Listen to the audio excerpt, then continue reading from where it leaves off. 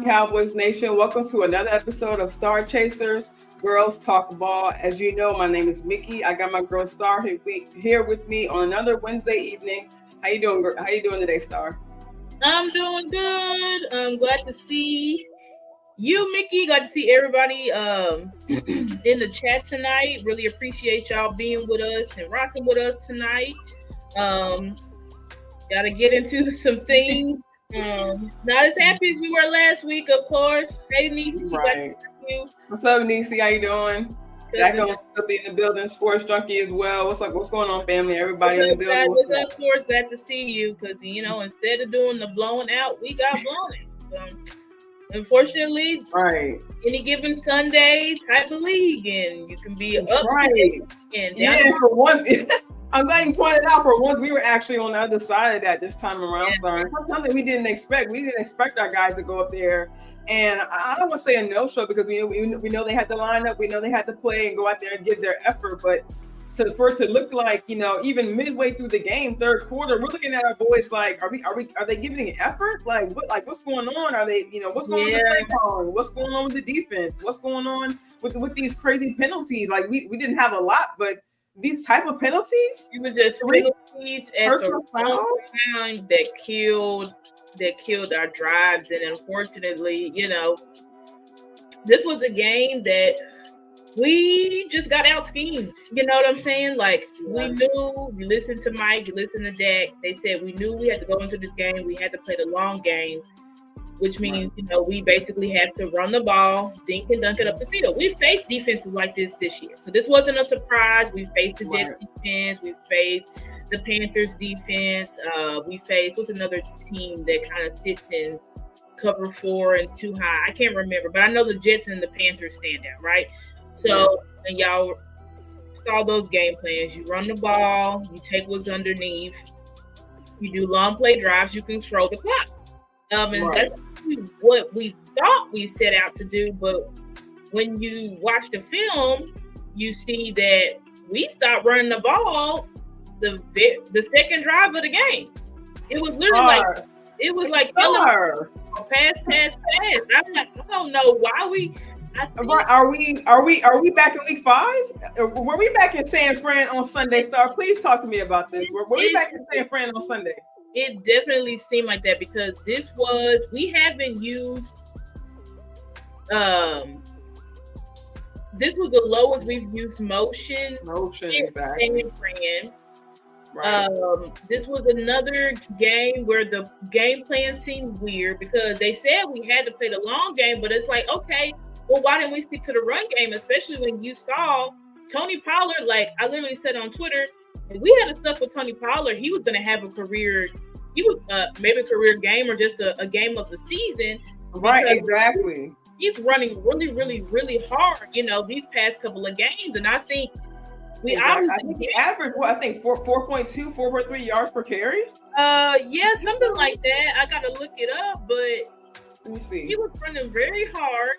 And definitely 11 carries, 52 yards. You know what I'm saying? Like on that pace alone, because we see, like you said, they abandoned it very early. So for him to have, it was literally the very next drive. No cap. The very next drive was seriously pass. Yeah, he averaged 4.7 yards per carry. So he was eating. He was eating on the ground. He was clearly running like he was the game plan, but I think they got away from the game plan. They're like, we have better weather, but then you're going out running these stagnant routes, and the weather wasn't raining as hard. But when you watch the all 22, you can see the goalpost flags. They're like going everywhere. Even before halftime, we saw just how I forget who posted it on Twitter. I think it was Patrick No-C Walker who posted it on Twitter, who showed the flag just before halftime and how much the wind was actually blowing. And we saw, like you just mentioned, in the second half, the rain coming down even harder in the second half. Right. So the time to take advantage as far as play calling, as far as managing how time possession, like you mentioned earlier, would be early in the game when the weather wasn't that bad. Going into the game. Yeah, I mean, the wind really, it was clear because I think Patrick and maybe Michael Gilkin, they had posted the flags before the game and they were barely moving. But exactly. Them flags was moving. By the end of the first half, they were flying violently. So, and I do attribute that to why some of Dak's passes were high. The pass that everybody. What's up, Stephen White? Hey, Stephen White. Everyone's back in the building. Swain as well. How you doing, fam? The pass where Dak missed Cooks on the second play of the game. Right. And I don't mean to cut you off, but that type of play that early, number one, it kind of hyped me up. I'm sure other people, felt the same. Hyped you up as a fan, but also at the same time, like that early in the game, not to say it, took away the confidence we had, but just for like not even the gut punch, but it's like, oh man, like, and it was good to see them kind of take that kind of chance early in the game. I don't like. This happened to us in the San Fran game as well. And I've had a post about this. When Dak comes out in the games, he is amped. And Mike needs to do a better job. They all need to do it, because now when something becomes a pattern, then you need to know, okay, do a better job of getting Dak's getting his arm settled, right?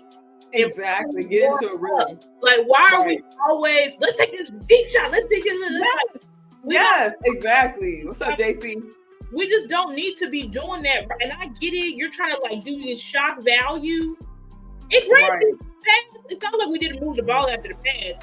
We moved the ball, then we end up getting a freaking holding penalty by Tyler. Exactly. There's something else we got to talk to, because Tyler Smith, as great as the year as he's having, he's leading the team in holding penalties. Correct. So that also needs to be discussed, because it's like, how many times are we going to have drives wiped out because of freaking penalties? Right, exactly. Dak has to, as he's doing his reinforcements in the huddle, he needs to be telling the guys, like, do not hold. Like, do not hold. Period. Right. If they beat you, just let them beat you. Just let them beat you. Because guess what? Getting some yards or getting no yards is better than moving 5 more yards. Exactly. Especially being in your own territory, because that's a lot. And sometimes where some of these penalties do occur when we're not even midfield, and it's kind of like it kind of takes the gas out of the drive, if you will. And sometimes we are able to overcome that, because, like you say, we do take those chances early and often, and we are able to move the ball in between the 20s. But so when we do have another one of those critical penalties in the red zone, I'm saying, and when those, like with the Terrence Steele. Like the Steele penalty that called back the Pollard touchdown, and that we've seen on those instances, that definitely slows down the game. I mean, people talk about the Eagles game. There was a lot of penalties that caught us back in that game. Right. And it's just like, God, we've got to get better about the freaking penalties. Yeah. And then you talk about Sam Williams. I do not want to no special teams.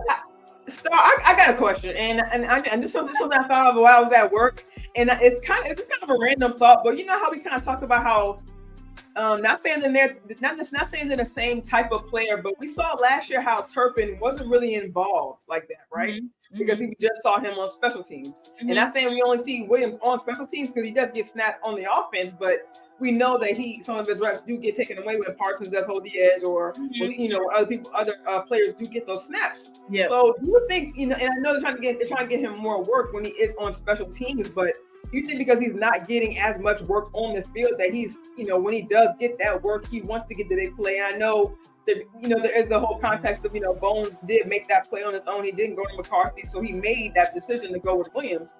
But do you think maybe sometimes he just kind of has that antsiness about him, that he just wants to make a play so bad, or he's on the field, he's getting his chance, like, he wants to blow up so bad that he left his feet jumping 10 feet in the air. You know what I mean? That's possible. Sam definitely needs more reps at the actual defensive end position. And I think get that if I know it's a big controversy in Cowboys Nation, but if we allow Micah to play some linebacker, no one is saying to move Micah to linebacker permanently. No one is saying. Exactly. What we're saying is let Micah be the versatile player that he is. He can play linebacker. He can play defensive end. Let him play both positions. Why do we have to stifle who our player is simply because he's good at one thing. That's what we're trying to get to understand. And there's some trolls on Twitter posting game film from last year, like, oh, look at these bad reps in Green Bay. Okay, 20 seconds out of a whole game. But exactly. But look at his rookie year. He played off linebacker a lot. Look at this year. Right? Exactly. And if we look at that so-called 20-second play, Micah actually stopped a similar play to that. I think it was in the Lions game where he actually, I think went 15 to 20 yards and stopped the potential touchdown. Yeah, he did. Like, that's the type of stuff we're talking about. Like, you just can't pick out and then they're trying to say, oh, look at his stats. I'm like, he doesn't that many snaps. But we know his best year, his rookie year, when he was freaking all over the place, where he became the Micah Parsons, was when he was edge and linebacker, not just edge. These teams now have figured out how to erase Micah Parsons from games. And I'm tired of our best player being eliminated from games. And he's already going through the frustration of being held, because everyone sees he's being held, but we know he's not going to get a call. He's not going to get, like you said, he's being tackled. All they know is, like you said, erase him off the field, push him to the left, push him past the play. And we see even on the play, like if he happens to be an offense. Like, I'm tired of it. I'm done talking about the holding calls. They're not going to give it to us. Right. That's something that's going to have to be useful on the offseason. Jerry, whoever, they're going to have to write a letter. They're going to talk to them and talk about it. They're going to have to get the game film, talk to the refs, and discuss it. But for right now, they don't call holding penalties on anybody on our defensive line. I think it's been half because we're the Dallas Cowboys, and second because they know we have the best pass rush in the league. And if they call holding penalties every play, we wouldn't be able to get through a game. So that's just the bottom line. But if we were able to move Michael around and stop just locking him at edge, allowing our best player literally on the team to get erased, like, there's no reason. And people are talking about games like, I know Micah, he was upset in the Panthers game. He was upset in the Giants game because he didn't get access. But I'm like, you made a huge impact in that Giants game.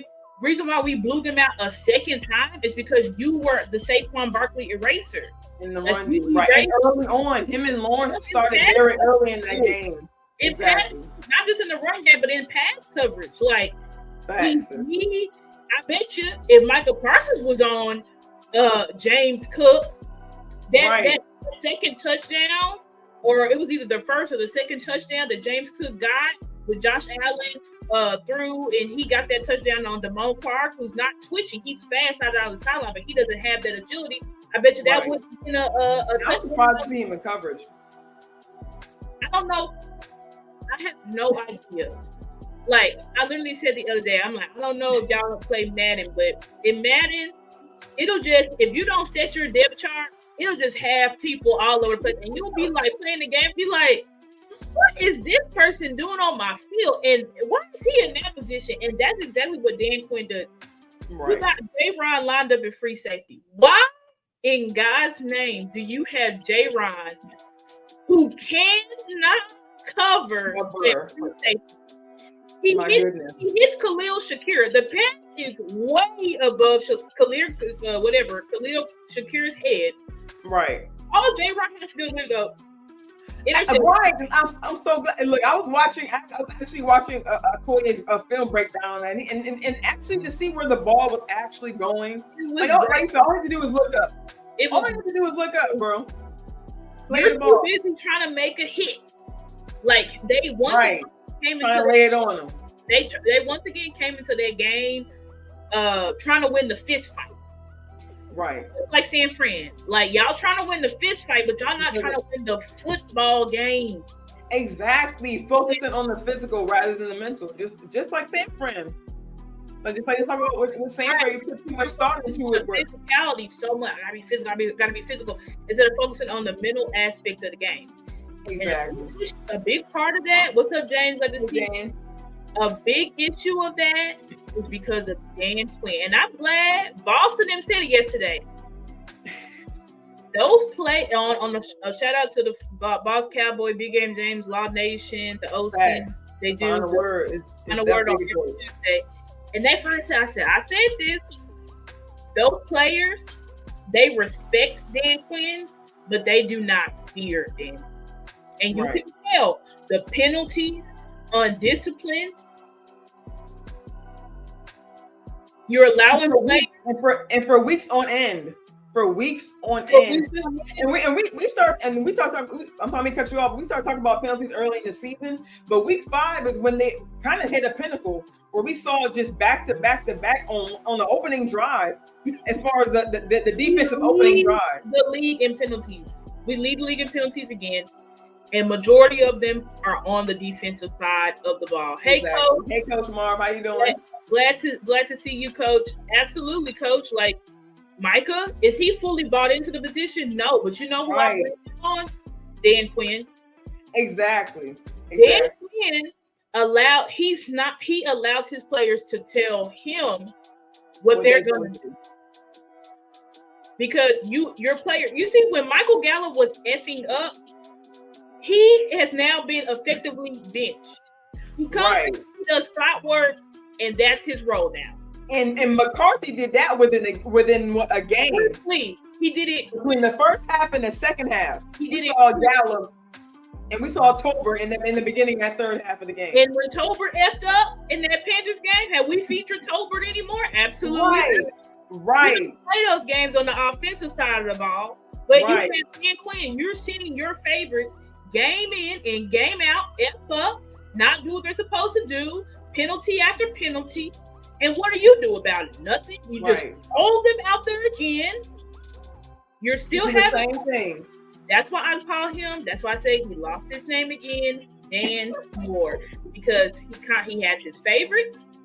He's my scheme is my scheme. I'm not changing it from right. I don't care who I'm facing. And I tell you what, Dan Quinn pulls that crap this week, thinking he's going to stay in man coverage all game. He's going to stay in basic cover 3 all game. The Dolphins are going, just like Big Game James said, they are going to embarrass us. Mike McDaniel is that type of, excuse my language, he is an asshole. So if he can literally put up, he held back against the Broncos. Right. But if he can put up 100 points on the Dallas Cowboys, he will. He will. Right. If he can make his A-Chain and Mostert have historic numbers against us, each run for 200 yards, each have 5 touchdowns. Right. And you have Hill trying to reach 2,000 yards by the end of the season. Like, this is a game where they are going to flat out try to embarrass us. And this is and they'll have their defensive players back who they didn't have early on in the season. Right. Davian Howard, Jalen Ramsey. This is Vic Fangio, who their defensive coordinator, the one who put out the blueprint in 2021 on deck, doing cover, the shell look. It's cover 4, cover 2. This is what he does, which we know how to beat it, but there's a specific way you have to beat that scheme systematically. That's why I want people to hold the brakes. We don't lose back-to-back games, and Dak is gonna be on fire. I'm like, look. Y'all need to understand that Vic Fangio, this is a game where you have to be consistent. This isn't a game where Dak's is gonna be able to sling it all over the yard. He's gonna have all these touchdowns. He's gonna have all these about. Well, Will Levis put up 300. I'm like, Will Levis. Like, did you watch the game and see the passes that he was throwing? Like, a lot of that stuff was lucky balls to D Hop, some rack, It's not like, I don't know what to tell y'all, but do y'all think that he's gonna play Will Levis the same way he plays Dak Prescott? Like, think. Not at all. Like, we saw them put up I know it's the Jets, but we saw them put up 30 points on the Jets, and that was without Tyreek. So and I'm sure they looked ahead and saw Dallas Cowboys and was like, okay, we playing the Jets. And the Jets is a stout defense. Right. So this is what I'm talking about. Like, if Dan Quinn hasn't made any adjustments, the offense is going to have to protect that defense by doing exactly what we were supposed to do last week. Right. Long, methodical drives, because pretty much the only way that you're going to be able to stop that offense is to keep it off the freaking field. Exactly. That's exactly what the Bills did. It's like, hey, let's just keep them off the field. The run's working. Joe Brady and Josh Allen said, we weren't really playing it because you could tell in the first half if they were running and passing. Exactly. Hey, once we got up 3 scores in the second half, we noticed Dan Quinn just said, I'm gonna just keep running my nickel and dime package. Right. And it was almost predictable. It was literally predictable. You could just see Josh handoff. You know what I'm saying? And Dan Quinn refused to get out of his. I froze. Are we still here? Yeah, you still here? I still hear you. Okay. Let me see. Either way, Dan Quinn just flat out. You can hear me, but can you see me? No, your picture still froze. Yeah, I don't know what happened. You frozen too. Let me see.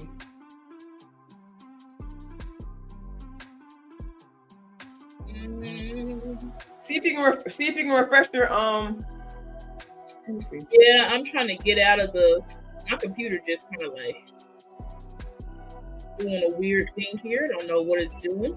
Okay, let me see.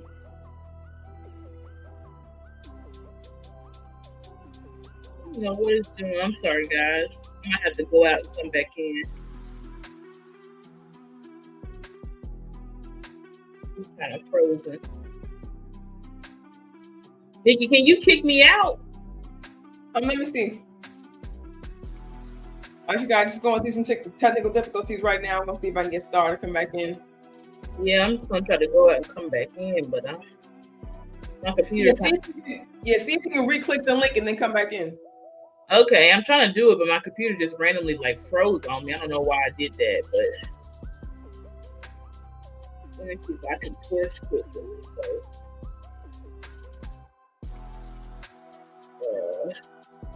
Just bear with us for a second, y'all. Just working through. In the meantime, make sure you guys hit that like button, hit that share button. And if you listen to us on Twitter, make sure you guys give us a retweet, give us a like. You never know who's listening. Just trying to get our voices out there. Some up and coming content creators for the Cowboys. Just preparing for the Miami Dolphins coming up. Just going through some of these comments. NC says Dan Moore just to make adjustments. Yeah, I definitely agree with you. Like we were just talking about, as far as scheme, sending the right personnel out there. Like this past game we saw linebackers just kind of, just didn't focus on making the right fits, just kind of hesitating. Just kind of wondering what gaps to kind of rush, and it was definitely just lowers kind of our confidence in what we see with our guys from out there. Oh, there we go. All right, there. All right, bet. All right, cool. All right, I don't know what that was. Computer just kind of. This music froze kind of for a second too. We came back in. Okay, but right. Yeah. If Dan Quinn says I'm gonna stick to my scheme and all that type of stuff, which he likely is, because he's like Kellen Moore, bro. They don't change. Like it does not matter. And maybe the only way I see Dan Quinn changing is if Mike literally went to him this week and said, you better make adjustments on your scheme. Yeah. You better make adjustments on your scheme. Yeah. Because that's the only way.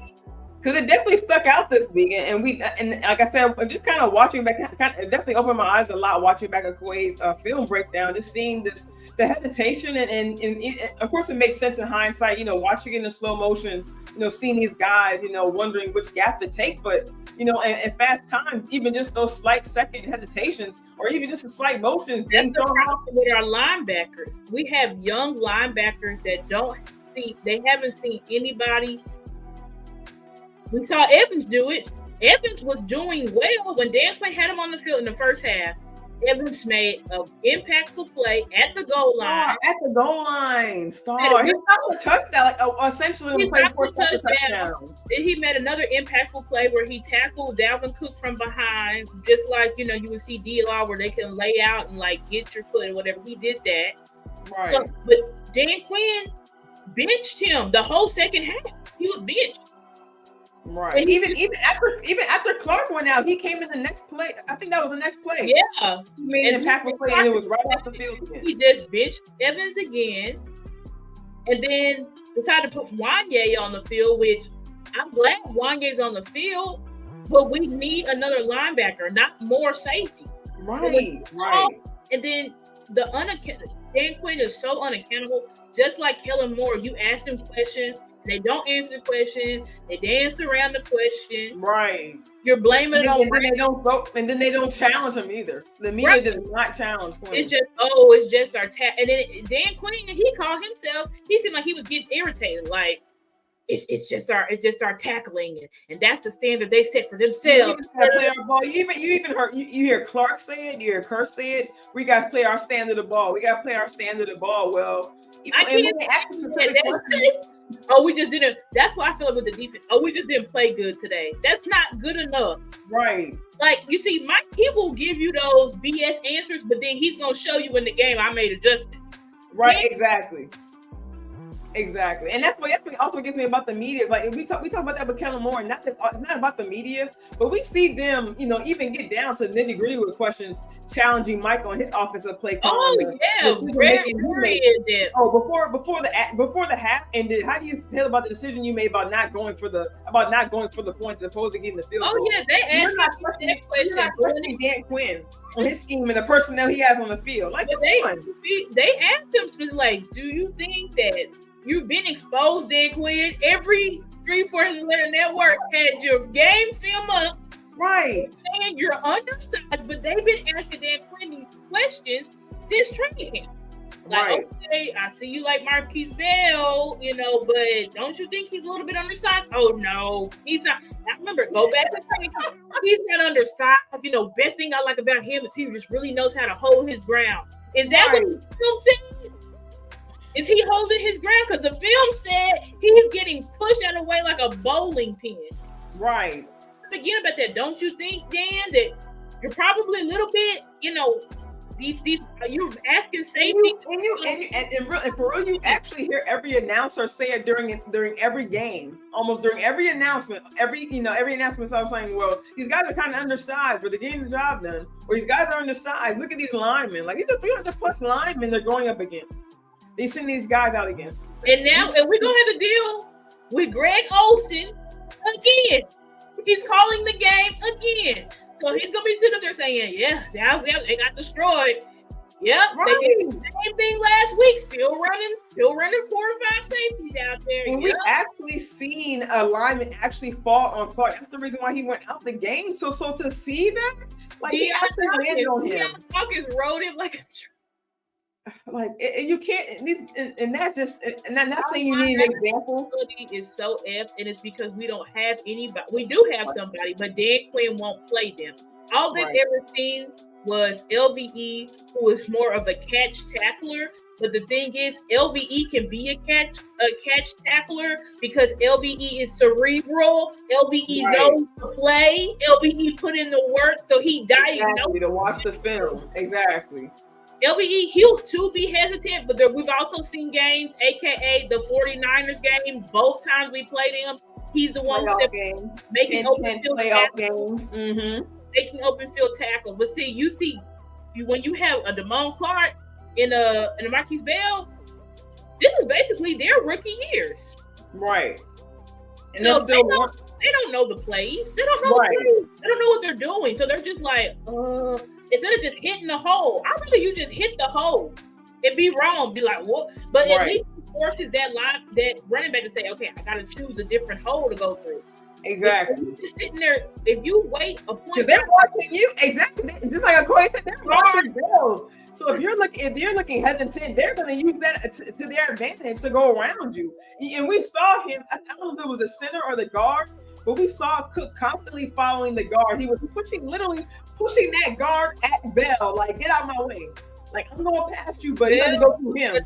He was a bowling pin. He was a bowling pin, and he just continued to get getting turned every way. You know what I mean? Like, and same thing with Clark. He was guessing out there, or running half speed. And I'm not sure which way to go. I don't know what happened, but Clark, I missed on that. I missed on that tape because I did a whole show. Coach still in the chat. Did a whole show about who should be our middle linebacker. And I thought it was going to be Clark, but this year, I thought he was going to have a great second year. He was one of the guys I talked about before the season started. He was going to be having a second year jump. Yeah, I mean, I was wrong, but it's not my fault because the film last year showed it didn't lie. He's great this year. Right. But this year, especially starting because he didn't start last year and until mid-season. So for October, he didn't come into October. So, and that was right after he had back surgery. And exactly saying no one loved football more than Damone, and he really studied the game. But I'm like, I don't see that this year from Damone. Damone has been very mid.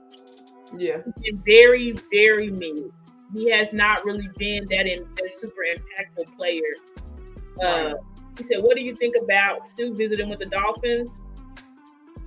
I just think they just really. I mean, they play us this week, so I think they just wanted to put a little chirp out there. It's my opinion. Basically, I mean, that's all that I can assume. Of course, we were saying maybe we go get Sue to kind of help shore up the run defense.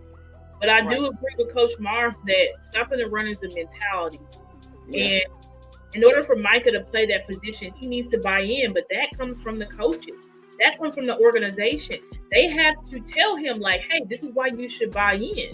Exactly. Like, we need him to play both positions, but they're allowing him. And to me, that's messed up, Micah, because it's like you're choosing you over the team. Right. Exactly. And you can actually see his effectiveness when and even if it doesn't make an impact. Every single play he has. It throws them off. It makes them change their game plans. Exactly. And it will, not necessarily, I can't say it will, of course, for every play, but it could essentially leave another player open to make an impact because they're not sure whether the game plan for Michael or that player or someone else. We had a base package. And another thing with Dan Quinn, how he's trying to fit the run. Like, you have guys all misaligned, out of alignment. So the bill was just like, so you only got two people over there? Oh, well, we're just going to run that way. Oh, you only got guys on the same side. You got Micah and D-Law stacked up, which that's good for pass rush stunting, but that's not good. That's what I don't understand from it. It's like you saw that they weren't going to pass the ball, and you just said, I don't care, I'm just going to stay. And because of that, our offense couldn't get into a rhythm. Right. Our offense could not get into a rhythm at all. Wow.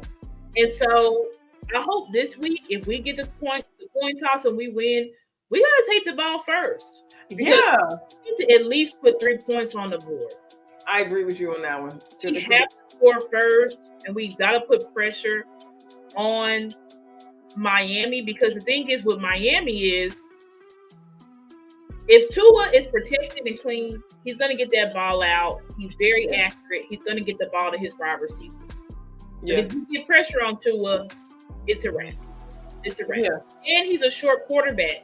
So got to DMV who pointed that out, who kind of made me feel better, because I was like, to be honest, I'm scared. Like, this offense, if Dan Quinn's just going to stay in his scheme, we're not going to stop it. But you do have to remember, we do have the number one pass rush in the league. We do have super, super tall guys, which is a disadvantage for Tua, right? So this is the game where you got to get heavy pressure. But I still think the best game plan is to have our defense on the field as little as we can. Yeah. I definitely agree with you. I think, and especially giving him that break in between, so in case there are times where because they do have Chubb, they do have Van Ginkel, they can't put that pressure, rushing from both sides. So in case we are put in the position where we are put to 3 and outs, the defense does have that chance to be able to rest, because they do have weapons like Mostert. I think he has 21 touchdowns this season. Yeah, they're trying to. Yeah, he's at 31 or 30 years old. A-Chain averages, he's old, and A-Chain's averaging. He's only got less yards and touchdowns because he was hurt for a long time. I think they had to put him out for a while. But he averages 8.5 yards a carry. Right, Jalen Waddle. I think he's. I don't know. Is he fully healthy now? I know he was kind of up and down at the beginning of the season. I think he's fully healthy now. So he's just. They put that on Twitter. Their whole O-line is out. I'm like, trust me. Everybody will be playing this game. Right. And here we go, Tua on Twitter talking about he grew up a Cowboys fan and all of this. I'm like, you see what I'm talking about? Why does it always seem to come out like the week of the game? Like they all of a sudden they came up with when we played Washington. His whole family was a Cowboys fan. I watched him when I was in high school. And I'm like, you see what I'm talking about? Everybody who wants to play us, they play us with some vengeance. You didn't draft me, or they just want to show out because this was their team. Right. It's like, right, every week there's always just some kind of narrative trying to connect with the Cowboys. It always is. It never freaking ends. And I do, ultimately, yes, the Bills game definitely caught us by surprise. I did not expect. I expected us to win, even when we were down 21-3. I still thought, we're going to settle down. We're going to win this game. Yes. And really just I don't know, just something I kind of took from, like, before they went to halftime, even just having that 2-minute drive right there, I think even striking right there really could have put, like, a lot of momentum. That was a mistake there. We had to, when we did not score that first drive, I knew it was a wrap. I said, we had to score the first drive of that second half or it was a wrap. Right. And I think this was also a game where the whole offensive side of the ball was just pressing. And this wasn't a game where we could press. We knew what we had to do going into the game. And it just felt like we just kept trying to get deep shot after deep shot. Then we weren't even attacking the middle of the field. Because one thing, when we went to Brandon, what'd you say? I kind of like it should be like in the middle of the field with Jake Ferguson. So, and it seemed like he was kind of like on target as well. So I'm like, why are we not? Everything was outside the numbers. We kept trying to attack deep outside the numbers when the middle of the field was pretty much open all day. Okay. Now, granted, there was a Bills content creator who said that they had somebody watching the scene, but that's okay. I will take Jake Ferguson. I think they had like Teron Johnson watching the scene. Okay, I will take Jake Ferguson over Teron Johnson. If he wants to try to man him up or whatever, let him try to man him up. Get the ball to Jake Ferguson. Yes, please. Like, that's another thing. I wouldn't even mind. Even I know we saw that deep shot early in the game. I wouldn't even mind us. I know we saw that throughout the game more. Us trying to take, at that point playing hero ball and things like that. But I would like to see that more of that the first time. I know we kind of got conservative a little bit, kind of dialing it back with the run game. But I still would like to see Mike McCarthy still kind of get into his bag a little bit, trying to get more of a playmakers involved. Because just continuously going to CD, we know it seemed like our receivers couldn't get open. He was trying to get, because in today's NFL, you can't just say, I'm going to have my players line up and they're going to be your guy. Everybody's a super athlete. Everybody's fast. That doesn't work anymore. This isn't the 90s or the 80s or the 70s. Right. This is 2023, about to be 2024 football. Right. Mm-hmm. You have to scheme. That's why we use motion in the modern NFL, because you have to throw off athletes. The athletes on defense are super athletes, just like on offense. Why you think? Look at Mike McDaniel, Shanahan, right? Those have one of the two most talented rosters in the league, offenses in the league. Mm-hmm. Just about everything that they do is scheme. They don't ask Debo, even though they got Debo and George Kittle and Jalen Waddle and Tyreek Hill and all of these people, and Christian McCaffrey and Devon Achane. They got all of these bona fide playmakers, but they don't ask them, hey, just line up and beat this guy. It's not going to work. Exactly. We messed our own self up by not using all the wrinkles that we added to our offense. We erased it and went right back to the game plan we ran against San Fran.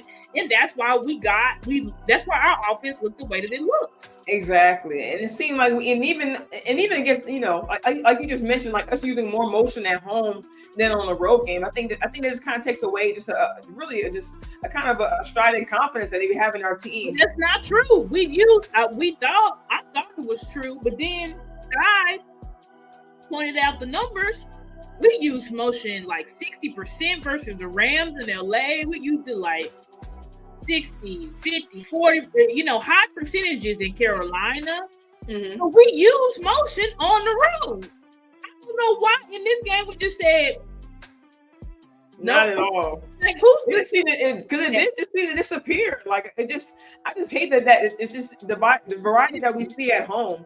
That we just kind of get our guys more of a rhythm at home, and just not being able to get that confidence built on the road, not being able to even just seeing little wrinkles, even seeing the end around at the end of the game with CD scoring the touchdown. I was just like, why didn't we run that? Why aren't we putting Turpin on jet sweeps every game? Please, right? Turpin had yet another I think 30 to 40-yard gain on the end around this past game, and it's like we go right away from it. We were trying to get CD Lamb and Brandon Cooks going, but it's like quick screens and stuff like that. We couldn't get it going because when we did the screen to Brandon Cooks, we were just totally outmanned. It was like we were sitting in Brandon Cooks and two defenders against like four Bills defenders. I mean, Brandon Cooks and two blockers against like four Bills defenders. That's not going to work. The math says that's not going to work. And then we turned around and tried to hit Tony Pollard for a screen. Then Tony Pollard falls. Slip right up. This is what I'm talking about. I was like, that's why we were just, I didn't say we all, but we just was having an off game when Tony just flat out fell. Like, it was just a bad day at the office. We got away from our game plan for no reason. Yeah. The Bills beat us with the system. They beat us with the scheme. That was it. Right. And I've even heard, some I think, I forget where I heard it from. I think it might have been on Talking Cowboys Wrestling. Even before now, the Bills wasn't even really a run heavy team before this year. They weren't really using Cooks like that. Yeah, and I think I had started, and I think I misspoke about that because I knew that they were running the ball a lot more ever since Joe Brady came in as the offensive coordinator. Right. Joe Brady, he was already there, but they really started running the ball and featuring Cook. So I knew they was going to run the ball for sure, but they definitely, them lining up and running the ball like 10, 20 times in a row, that wasn't expected. But they said that was not the game plan. They only did it because they were trying to force Dan Quinn out of the nickel defense, but he refused to do it. And so thus, we got our tails kicked. I mean, as simple as that. It's really not much with this Bills game to really break that. Like there's really no details to break, and I kind of got that. You kind of got that. Just watching the initial press conferences early in the week from Mike McCarthy, really just offering like, look, they play better than us. Even the players, like, look, they are more physical. They're better than us. They played just flat out better than us. We got out schemed. We got out coached. We got out schemed. We got out coached once again, and I'm not worried about the offensive side because I know they will make the adjustment. Right, exactly. Because Dak said, we know what we need to do now. We know what we have to do on the road. Period. Right. Okay. But Dan Quinn. And I don't really see anybody on the defensive side of the ball talking about scheme. You see on the opposite side of the ball, they're always asking them about scheme and identity. But I'm like, what about this defense? Exactly. And personnel. You know what I mean? Like, we always see the same line about there every week. No questions, no, nothing. Like I said, no offense to DQ, but you don't really see anything that different about the defense out there. You see this, the line. Dan Quinn runs the most basic defense in the league. It's cover. We run man more than anybody in the league, and cover 3, single high safety more than anybody in the league. It's very bland. It's very basic. And the reason why we can hang is because we have the best pass rush in the league. And I think what made I don't know, not to like you said, having a basic defense like this, and also at the same time for us to have our free safety to go out with an ankle injury. Really, because they said, I know he didn't practice. I don't know if he practiced that. I know he didn't practice. I think that Thursday. Hooker. He's Hooker. I expect Hooker, Zach Martin, and Jonathan Hankins to be out this week.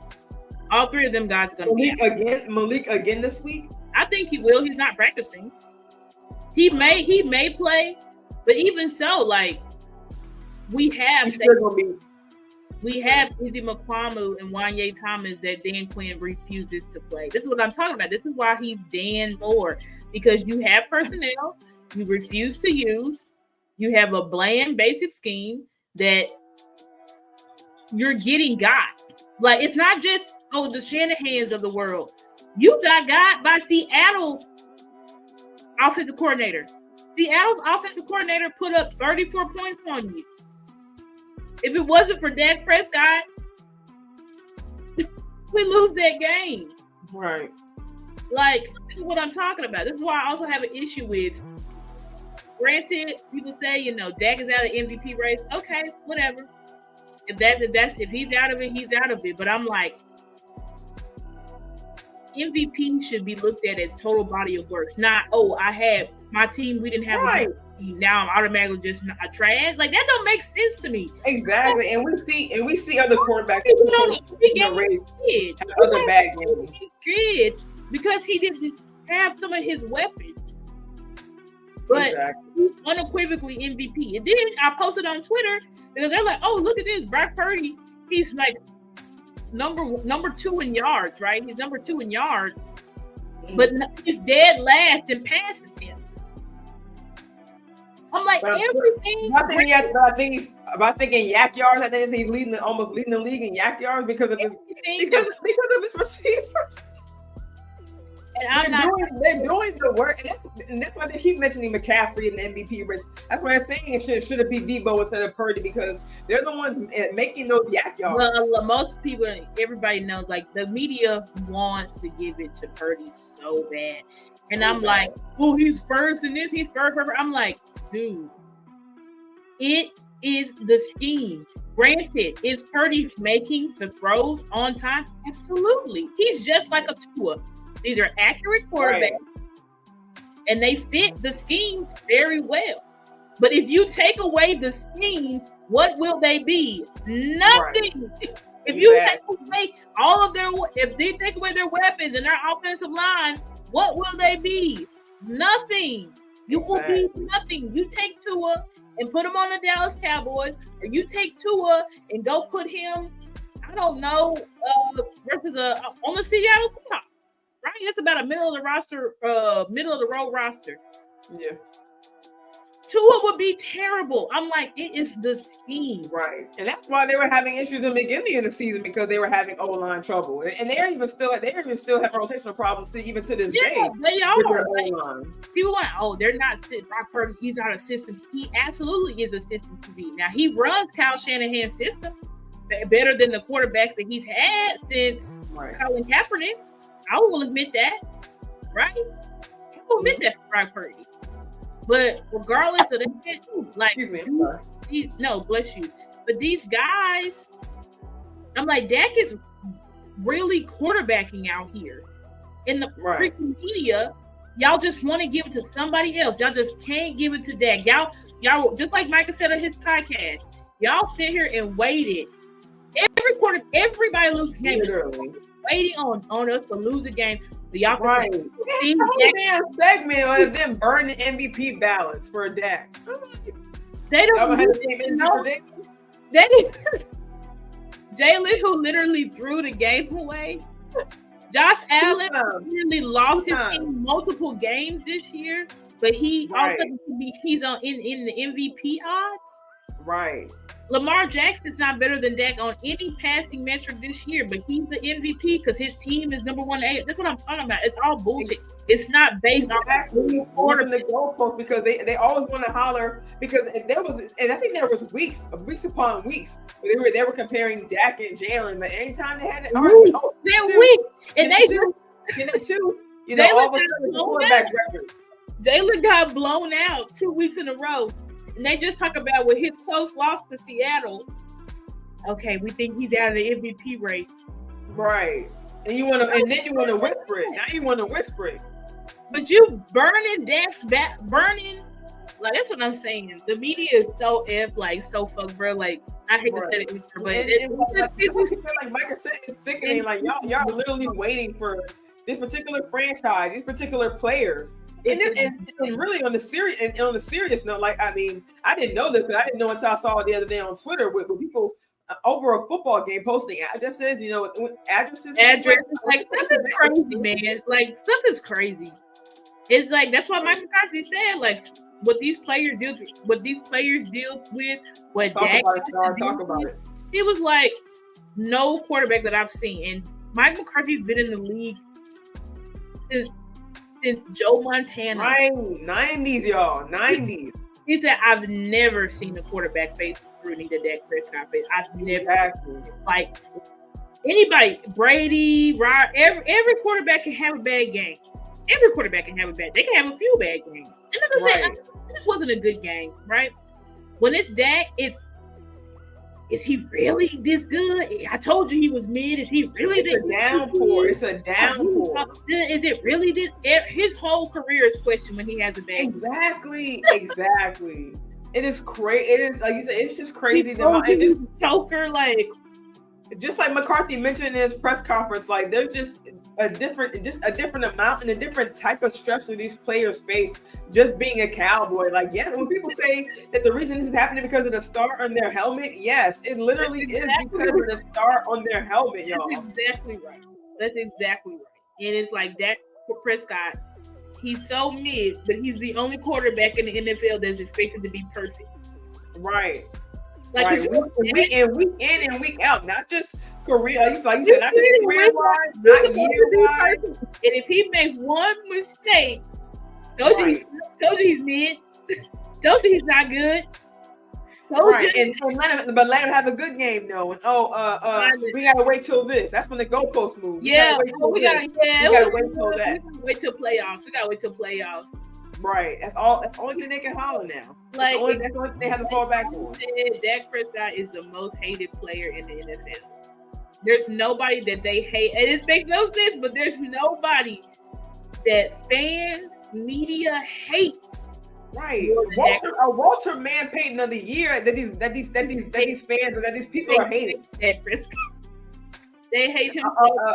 And I'm like, the only way now. And y'all might say, why are we talking about MVP? Because I care about that getting the MVP award. I believe he deserves it. Right. Like, if he didn't deserve it, I wouldn't be talking about it. Exactly. And we talk about distraction. It ain't a distraction for the players. Dak never cared about the MVP. Ever. Exactly. So it's not a distraction for us to talk about it. Like, I can talk about it. And he's always been team oriented. He's always put it in. He's putting it never been a distraction. Dak never cared. They came out, oh, you're an MVP. He was like, right. He wasn't even fazed by the fans shouting MVP behind him during his post-game interview. You know, even the broadcasters brought it up, he was like, "Oh, he didn't even mention it." So exactly. So I'm just like, it's just messed up. Like, this is what happens to he's playing lights out for us this year, and I want him to get the respect that he needs. That he deserves. He deserves exactly. Yeah, he deserves the respect. And so it's just like, it hurts me because I'm just like, things will never be fair. They'll just never be fair. And not just. Oh, they did it to Tony Romo. They did it to Troy Aikman. Not the same. It's not the same. Right, and not just the respect he deserves, but there's always been talk over the years of the personnel that he didn't have, so that he can make this happen before, the coaching that he didn't have before. I'm saying this, and having Kellen Moore his entire career there while he was there. I'm saying whether he was playing beside him or we'll talk about it. Exactly. That's what I'm saying. But y'all want to prop these gadgets. I'm sorry to say it, but that's what I think about Brock Purdy and Tua. They're gadget quarterbacks. Y'all want to use these gadgets just like Jalen Hurts was last year. These are gadget quarterbacks that y'all want to say is better than Dak Prescott, who actually is running his offense. Exactly. They just, some of them don't even make the adjustments at the line. Exactly. Make point out the mic. Like, some of them not even doing that. Like, being a quarterback is more than just throwing the ball, bro. Throwing the ball accurately. It's more than that. Oh, he threw it accurately. He threw it with anticipation. Like, okay. Right.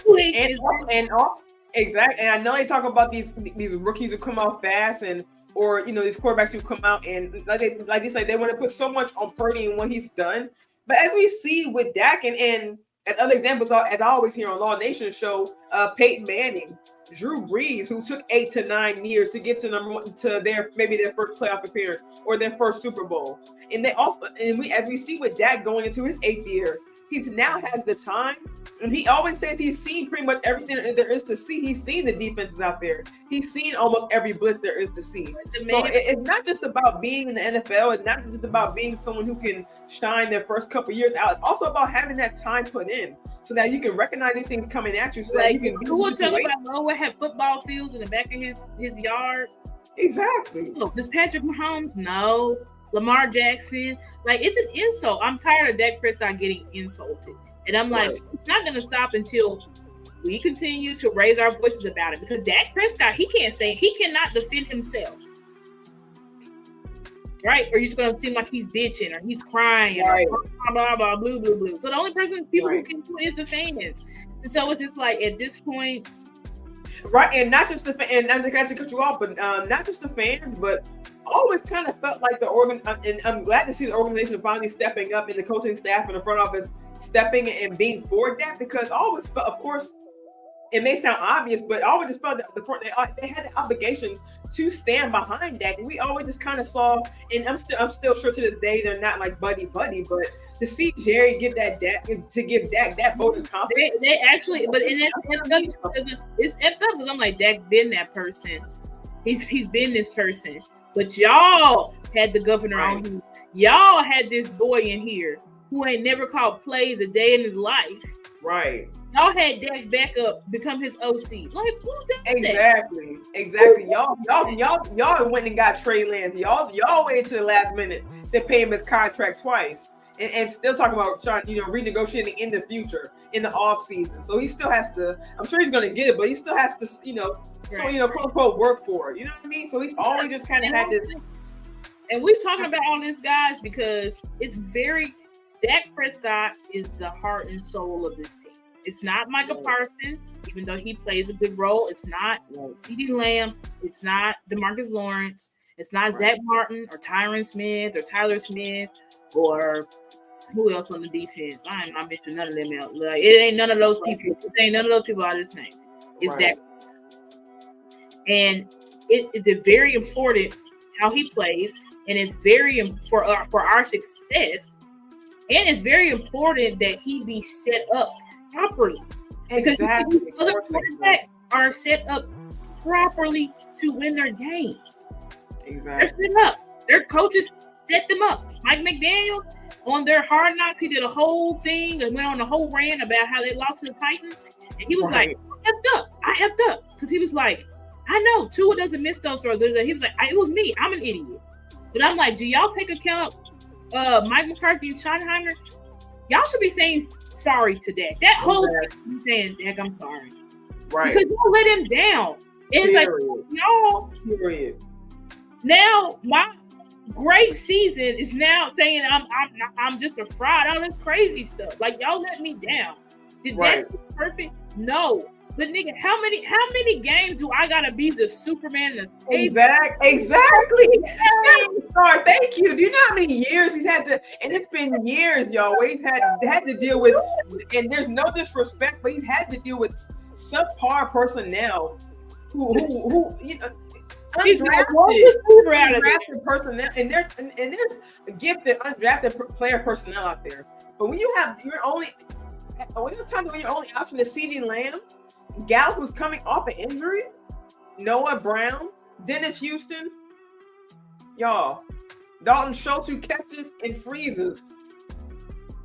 Like, there was no outside of CeeDee, there was no such thing as Des Bryant and O.J. Swinton and Bryce Butler and Terrence Williams, who's not even in the league anymore. Like, get freaking real. An offensive line that ain't never really been healthy ever. Right. That's what I want to talk about next time when we have our next show. Star is the O-line, and just kind of how I think it's kind of. I saw this. Tyler Smith actually was a star.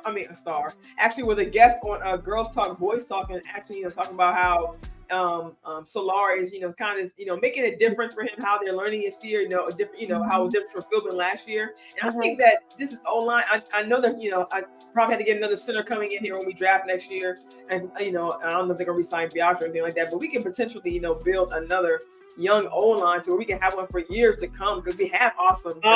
This past year. I think we need to try to groom Awesome, because Tyler Biatch has got to go.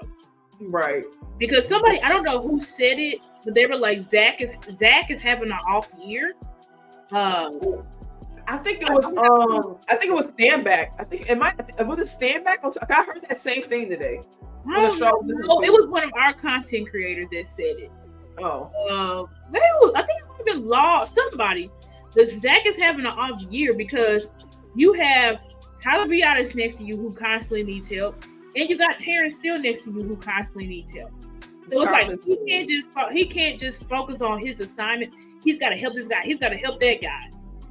So it's like his play has gone down a little bit because of it.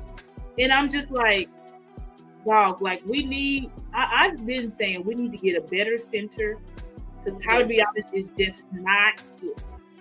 He's not it. And I'm like, anytime PFF had him the highest graded on the offense, I said, listen, anytime that Tyler Biotis is the highest grade on offense, you know it was just a bad day at the office. Right. Exactly. Like and I'm gonna start looking into. I think we can groom awesome, but if they want to draft another, I'm gonna start looking in the center because we gotta. I really hope. Didn't they say something about Bass playing some center snaps? TJ Bass. With like you said, with Martin, having kind of an up and down season, they might, do you think he'll probably stick him at right guard to be Martin's replacement? Probably, yeah. They probably will groom him to be Martin's replacement. I think Zach will probably stick with us probably one more year or two before he retires. Same thing with Tyron. But I don't know, man. But anyway, I think that, this Dolphins game is winnable. But this is going to really be, we should have named this show the Battle of the Schemes because that's what it's really going to be. It's going to be the Battle of the Schemes. This is a coaching game. So I want everybody to know for you, if we don't win and Dak don't look good and CD and all these people, please know this is a coaching game. This is Mike McCarthy versus Vic Fangio and Dan Quinn versus Mike McDaniel. Mm-hmm. Just like last week, this is a coaching game, right? This is not a game where the players, Dak can put on his Hercules cape. I don't feel that way. And maybe he will. He does it damn near every week. That's what y'all ask him to do. Put on the cape, make a crazy throw that nobody's making in the league so we can win. And Dak does it. But we just forget about that and say, oh, no.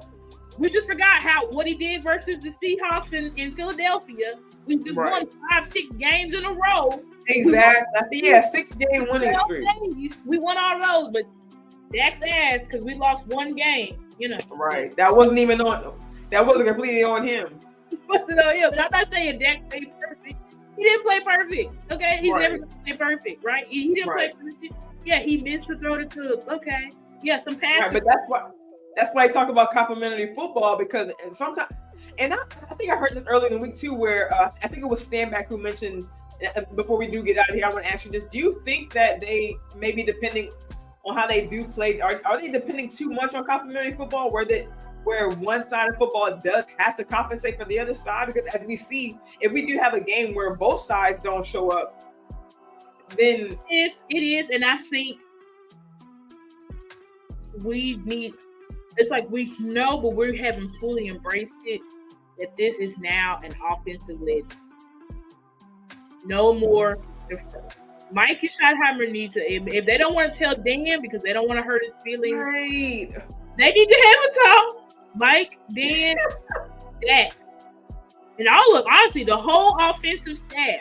Right. They have a secret meeting and be like, listen, our defense, they good, but they are not elite. Right. We cannot rely on them to win games under any circumstances. I don't care if you watching this Micah, J-Ron, I don't give a damn. If y'all want to prove me wrong, go ahead and prove me wrong because all y'all done is right. Y'all we cannot rely on y'all. I think all 4 losses we started behind. Yeah, y'all are good defense. Y'all are opportunistic. I'll give you that. You're the top pass rushing league. Congratulations. Right. According to stats, y'all are number 4 in the league. Congratulations. Right. But we know when we go against real hard opponents, y'all are not to be relied upon under any circumstances. are y'all to be relied upon? Because y'all are dysfunctional over there. And Michael, you just want to stay in on the edge. All right, go ahead and stay on the edge. Whatever, man. Whatever y'all want to do, just go ahead and do y'all see. But the offense has to realize, like, we have to carry this team to victory. Right. And they're gonna have to think of it. The opening drive in the San Fran game, defense gave up a touchdown so fast. Right. And in Arizona, the opening drive, they scored on the Bills game. Touchdown. Yep. Arizona. Trying to be physical. D-Law pushing Josh into the ground. Yep. Even though, was it really a penalty? No, but Josh Allen is a flopper, and they were at home. Like, exactly. Y'all trying to win the physics. That's what I saw in this Bills game. They're trying to win the physicality battle. I said, they trying to win the fist fight, but they're not trying to win the football game. They're trying to win because you can tell the way the defense and offense at Martin, hitting people. Yeah, getting in the guy's face. Like, I'm gonna punch in the face. Right, he could have gotten his face, but come on, bro. You just pushed him on side. I think it was. Like, come on, bro.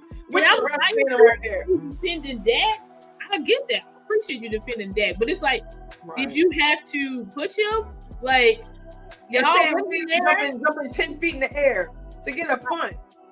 We need to get him off of special teams. That needs to be Dorrance. We cannot trust him. I can't trust you, Sam. No. I love you. You got great athletic ability, but we cannot trust you. We cannot. He's just shown time. We cannot trust him. He's got so much pent up, man. It's just not disciplined enough. But see, he could get more playing time. That's what I'm saying. Like, Micah not wanting to play any linebacker is just it makes our defense less than what it could be. Because I tell you what, right now in Madden, you got Micah on the field and Sam Williams and Fowler and D-Law. Like, we got all of this personnel that you can have on the field. Right. At the same time. Like, you think Curse is gonna be on my field in Madden? No. Not at all. Love the guy. Even Wilson might be fighting for a chance. Wilson would barely be on my. I'm not gonna lie. Right. I love playing. He laying down some hits still. Izzy Papa one, yeah. I love playing with Izzy on Madden. He's strong. He's like 6'4". He athletic. Like, J-Ron Curse, Donovan Wilson not gonna be on my. Right. And I love Wanye's hustle out there. Shout out to him. Pretty much going sideline make that tackle on Cook. Yeah. You know what I'm saying? Passing everybody on the team. I love that he's getting more snaps. I think that, if possible, built up his confidence even more. He's finally getting a start. And you know what's crazy too? One more thing is that I kind of knew it was good but bad. When we played the Eagles and you had J-Ron and them step up in spots that they shouldn't have played in, I just knew Dan Quinn was going to take that as, see, they're good. They're fine. Even though they've been terrible, they've been mid to terrible all year. But see, look, they made a play here, so I got to keep it. Same thing. Exactly. Michael Gallup got the game ball versus the Eagles. Did you see him on the field versus the Bills? Well, we ain't seen until a fourth quarter, I think. Exactly. He had a target. Exactly. Mike McCarthy knows his personnel, and he knows. But Dan Quinn is playing the favorites game, and that's gonna get it screwed up. But anyway, hopefully that doesn't. I'm really hoping that doesn't mess it up down the season, because that could really be a page turner. Either way, if he doesn't change. If he does, yeah, because we can get got by Detroit. Now Detroit, they nasty and they run the ball and they have better personnel. I know we historically beat Detroit. Detroit has way better personnel, dog. Jameson Williams, that guy runs like 4.342. Jameer Gibbs. I was gonna say, and that's when they don't feel like. Gibbs gets in when they don't feel like putting in Jameson, and that's when they don't want to put in Montgomery. Sam Laporta is having a historic year for a rookie tight end. Historic, right? I'm in St. Brown, y'all. Like, we can get got by Detroit too. I'm not scared, but I'm saying if Dan Quinn, that film that he put up, He embarrassed us. Right. Other teams don't care. They will run the ball down our throat and embarrass us. And I'm telling you, then when you're gonna allow it to happen, and it ain't got nothing to do with player effort. Right. For real. The players was trying. They're not lined up correctly. Like Dan Quinn has the players at a disadvantage from the start of the play. Exactly.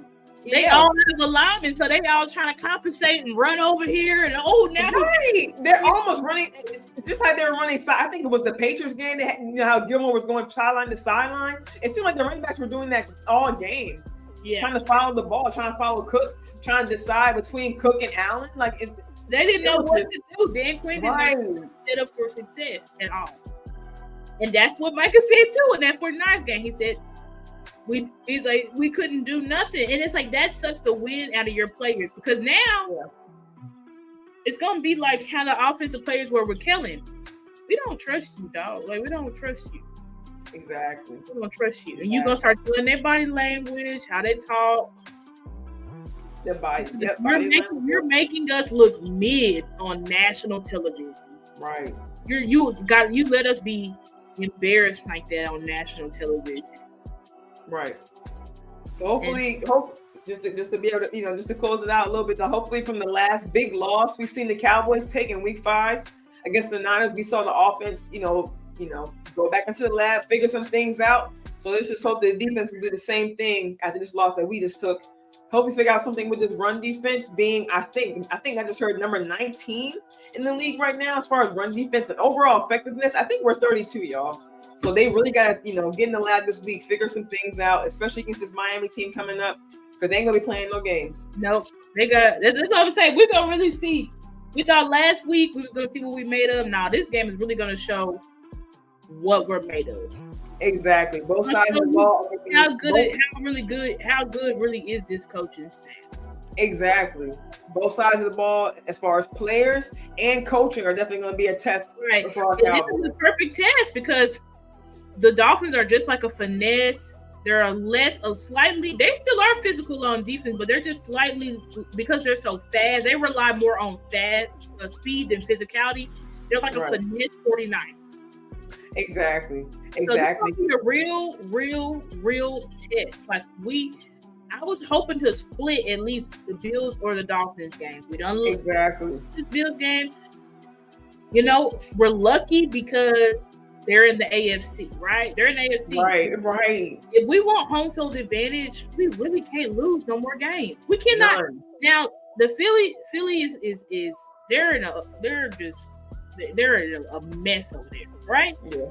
But there's no guarantee that they're going to lose against the Cardinals in the Giants. Right. Do we think they will lose against one of them? Yeah. But if we want to have any control over our fate, we need to win out. Right. We need to win this game versus tonight.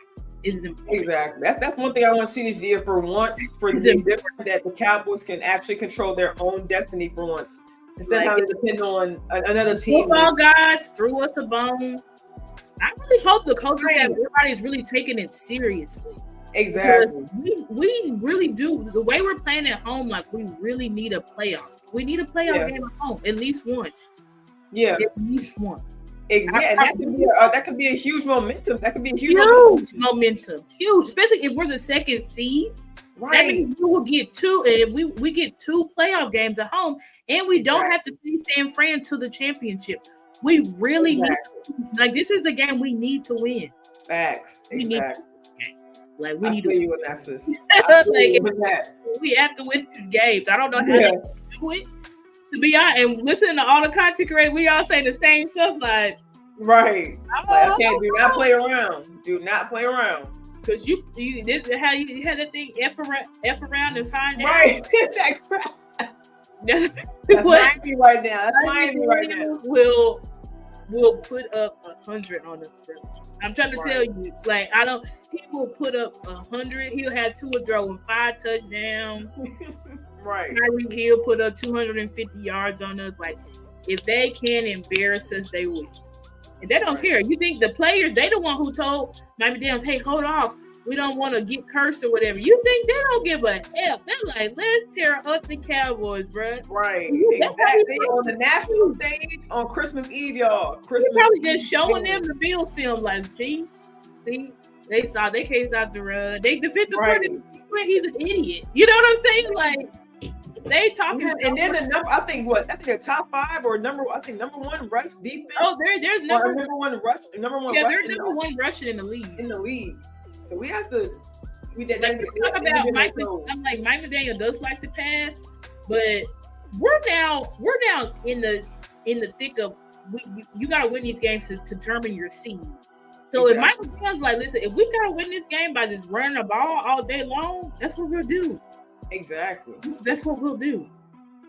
Like, he is stubborn, but it's a different. Like I said, this is getting down to who's going to be the first, who's going to get a bye week, who's going to get this, who's going to get that. Yeah, and they actually haven't even clinched yet. So if they said if Miami, I think they just learned in their press conference that if they win, that they could be able to clinch a playoff spot this week if they win. So that could be motivation for them. And you know, McCarthy, I don't know what they said. They found out before or after the game, but you know, we were able to clinch before we even played. But for them to be able to clinch with a win, you know what I'm saying? I'm sure that's added motivation for them as well. So just like McCarthy said, playoff games without playoff consequences just yet. You know, they have to go into this game very ready to be able to face whatever these. They got to go in this game ready and fully locked in. Hopefully, Mike, I don't know what he doing, but like, Mike, I hope you got those boys ready, and I hope you got them. I hope you got them boys motivated. I hope so. I hope you really talked to them and really told them how important this game is and how important it is that they perform better on the road. Right. Stop trying to win the physical battle and win the football. But let your play speak for itself. Stop trying to punch people and crack people's necks and backs. It's like, look around the league, J-Ron. Don't you see all these safeties who getting fined, who getting suspended? Why would you throw a hit like that? You're 6'4", throwing a hit like that against a little guy. He's like, on his back. Not like, why are you doing that? Trying to send a message on Twitter. Well, how was it elite? It don't matter. Be smarter. Smarter. Right. If you guys can, if they can, just look at not every receiver, but think of every potential receiver as a defenseless receiver. That's what these refs are looking at. They're looking at the receiver. They're looking at the defender. They're looking at the guy on offense. I ain't saying they don't care, but they're gonna put that guy on offense before the guy on defense. So they got to keep that in mind. Yep. All right, guys. So you guys about an hour and a half, almost hour and a half of content. Hope you guys enjoyed the show. Before you guys get out of here, make sure you guys hit the like button, hit the share button. Thanks for spending you guys Wednesday evening with us. And hope you guys enjoy the holiday. I don't know if hopefully we'll be on the same schedule next week. We're gonna see. Hope you guys enjoyed the show. You got any closing words, Star? Yeah, guys. Well, first of all, I want to say happy holidays because, we won't see y'all before Christmas because Christmas is on Monday. So happy holidays, Merry Christmas. Thank you guys so much for supporting StarChasers Girls Talk Ball. We really appreciate you. And just light a candle and send a prayer up and hope that we can come out of this game with a win. Yes. That's all I got to say because, like I said, you listen to all the content creators, we like, yeah, do your job. We don't know, but we hope we can win some way, somehow. Right. We can win, but it's like, is Dan Quinn going to do that? Exactly. have the discipline going into this game. Just not being afraid to, I don't know. Fuck, excuse my language, but fuck feelings. You know what I'm saying? Come into this game with the right scheme. The right players. It's like we're trying to win. Like we need to win. We need to win, man. I tell you what, we lose this game because we get destroyed defensively. I've already said, and y'all can bookmark it or whatever. I'm out on Dan Quinn. I do not want him to return next year. I'm out on Dan Quinn. I don't care if we win a Super Bowl, if we don't win a Super Bowl. I do not want Dan. I think he has gotten, just like Kellen Moore, he got our offense to as high as he could. Dan Quinn has got it to as high as he can, and I think it's time for somebody else to come in, Joe Witt, Al Harris, who's not buddy-buddy with these players, and that will actually bring the best out of them by actually being a coach. Not with your best friend and uncle, but being a coach. Exactly. I'm with you on that, Star. Like, I think this was a good year to see. You know, if they, like, I think that was a good point. If he could take this defense to another level, because like you said, we had these guys for a few years coming into this year. It's like 3 years in the system, and your defense just looks right. Exactly. We've seen guys here and there. We talk about Osa a lot, progressing his game from year to year, but we don't see this collective growth from the unit that we want to. I know we're supposed to get off here, but that is something. I don't see a cohesive. How you see from the offense, I don't really see that cohesion on defense. Exactly. I don't see that cohesiveness on defense. I don't see them as we play together. We move as one sound. We move as one system. I see a bunch of players trying to make plays all the time who all want to just get sacks and get the highlight reel. Exactly. Besides D-Law. D-Law is the umpire. He's consistent game in and game out. And I would say, honestly, Osa. But everybody else, I don't really see that cohesion from them at all. And to kind of extend on your point, I will say I see that when they are playing, you know, at a great level, when they are dominating. But I think what you said, it kind of tips the scales a little bit when their game does start to get off. Then we start to see even more of the individuality kind of come out of these guys, and like you said, trying to play that hero ball. Everyone trying to make a play, and we see them kind of hero ball. Everybody's trying to make a play, and that's what really gets us got. Exactly. Everyone's mind is kind of. We're not singing together. When we're winning, they're laughing, they're cutting up, they're doing all this. But like when we're losing, when we're down, we're facing adversity.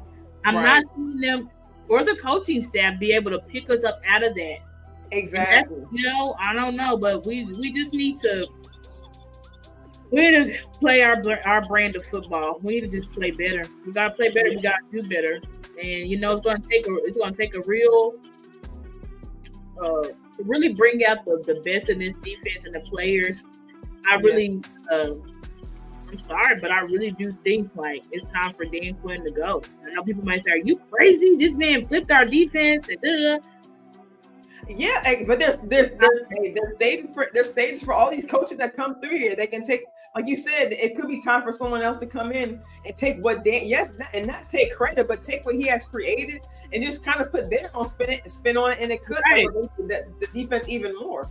Yeah, because Dan Quinn is just who he is, and he's not really going to change. You know what I'm saying? And it's like, you know, we'll see what he does versus Miami. You know. Right, because who makes adjustments down the road, and I see people benched and stuff like that, I will change my tune. Be like, okay, Dan, you put me wrong, but for right now, what we're seeing is that you're just gonna stick to what you want to do, regardless. Exactly. You're literally at this point choosing your scheme over players, and that's sad.